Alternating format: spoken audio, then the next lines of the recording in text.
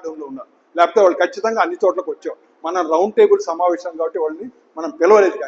కానీ వాళ్ళు ఏమన్నారంటే, మీరు జనాలు ఎందుకు ఇట్లా ప్రైవేటైజ్ అవుతుంటే వాళ్ళ ఆరోగ్యాలతో ప్రభుత్వాలు చెలగాటన్నప్పుడు ఎందుకు వాళ్ళు దీని మీద రియాక్ట్ అవ్వట్లేదు, రెస్పాండ్ అవ్వట్లేదు? మీరు ప్రతి ఊరికి వెళ్ళండి, కనుక్కోండి వాళ్ళ రియాక్షన్ ఏంటి, రెస్పాండ్ ఏంటో కనుక్కోండి, వాళ్ళ ద్వారా ఒక తీర్మానాన్ని చేయండి. ఇక్కడ మేము శ్రీకాకుళంలో మేము ప్రైవేటీకరణకు వ్యతిరేకంగా ఉన్నాము అని ఒక సిటిజన్ ఫోరంగా చెప్పండి.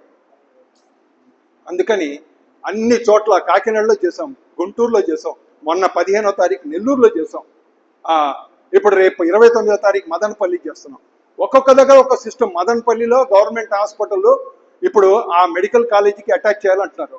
ఆ మెడికల్ కాలేజీని గవర్నమెంట్ హాస్పిటల్ని మీరు ఎట్టి పరిస్థితుల్లో ప్రైవేట్కు ఒప్పుకోమని చెప్పి లోకల్ సిటిజన్స్ అందరూ ధర్నాలు చేస్తున్నారు. ఇది మదనపల్లిలో పరిస్థితి. రేపు 29 మదనపల్లిలో పెట్టారు. ఇలాగ రాష్ట్రం మొత్తం మీద అన్ని జిల్లాల్లో ఈ కార్యక్రమాన్ని నిర్వహించి పబ్లిక్ ఒపీనియన్ తీసుకొని దాని తర్వాత మనం విద్యార్థి సంఘాలు ఉన్నాయి, ఏఎస్ఎఫ్ఐ కావచ్చు, ఎస్ఎఫ్ఐ కావచ్చు, పీడిఎస్యు కావచ్చు, ఎన్ఎస్ఐ కావచ్చు, ఆర్ఎస్, ఇట్లాంటి సంఘాలు అన్నీ కూడా ఈ రోజున ముఖ్యమంత్రి గారికి ఉత్తరాలు రాస్తున్నాయి. సార్ ఈ ఐడియాని డ్రాప్ చేసుకోండి. కారణం ఏంటంటే ఈ ఎంబీబీఎస్ అండర్ గ్రాడ్యుయేట్ స్టూడెంట్ యొక్క నంబర్ని పట్టే రేపు స్పెషాలిటీస్, సూపర్ స్పెషాలిటీ సీట్లు ఉంటాయి, దాని ప్రకారమే ఫ్యాకల్టీలు ఉంటాయి, దాని ప్రకారమే వార్డులు కూడా ఉంటాయి. రేపు పొద్దున మనకి సూపర్ స్పెషాలిటీలో వైద్యులు కావాలి అంటే ఖచ్చితంగా దీనికి సంబంధించిన పీజీ సీట్లు కూడా కావాలి. మనకి అండర్ గ్రాడ్యుయేట్ సీట్లే 50 ఉన్నాయనుకోండి, పీజీ సీట్లు ఎక్కడి నుంచి వస్తాయి? అందుకని వాటిలో కూడా పెరుగుదల ఉండాలంటే అండర్ గ్రాడ్యుయేట్ సీట్లు కూడా పెరగాలి. వాటి సీట్లు పెరిగితే అప్పుడు సూపర్ స్పెషాలిటీ పెరుగుతాయి.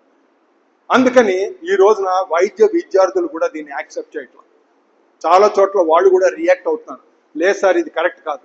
రెండోది, వాళ్ళని కొన్ని దీని పేరేంటి అభిప్రాయాలు ఉండొచ్చు, డిఫరెంట్ అభిప్రాయాలు ఉండొచ్చు.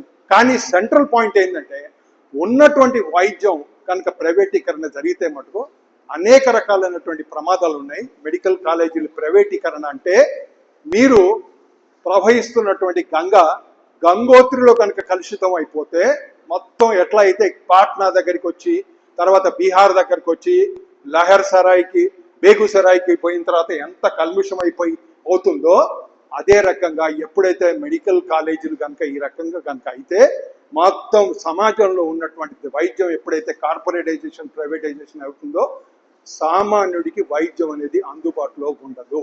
ప్రైవేట్ వాళ్ళు ఎవరు ఊరికే చెయ్యరు, దానికి డబ్బులు కావాలి. వద్దనటువంటి పరిస్థితి మనకుందా? లేనప్పుడు దాని బాధ్యత ఎవరు? ఉన్న సిస్టమ్ని కంటిన్యూ చేయకుండా మీరు కొత్త విధానం